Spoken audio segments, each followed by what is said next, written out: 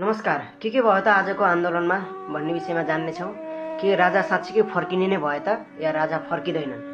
र आजको सबैभन्दा दुःखद समाचार चाहिँ एबी न्युज टेलिभिजनका क्यामेराम्यान सुरज रजकको आगलागीमा परेर उनको मृत्यु भएको छ। उक्त आगलागी राजावादीहरूद्वारा गरिएको थियो। आजको सबैभन्दा समाचार दुःखद पनि र समाचार भन्दा पनि हाँसोलाग्दो समाचार, राजावादीकै आन्दोलनमा गएका एकजना व्यक्तिको चाहिँ त्यही आन्दोलनबाट सिक्री चोरी भएको छ।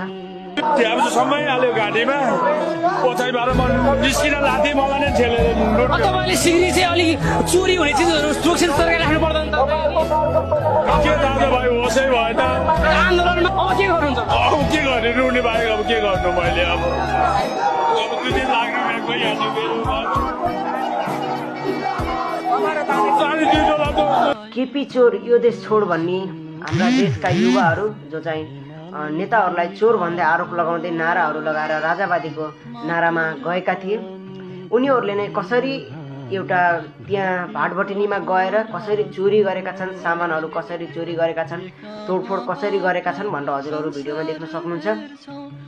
र म के भन्न चाहन्छु भन्दाखेरिमा मैले पहिले नै भनेको थिएँ एज एक्सपेक्टेड होइन, किनभने यो भनेको हामीहरू आफै नेपाली दाजुभाइहरूमा एक अर्कामा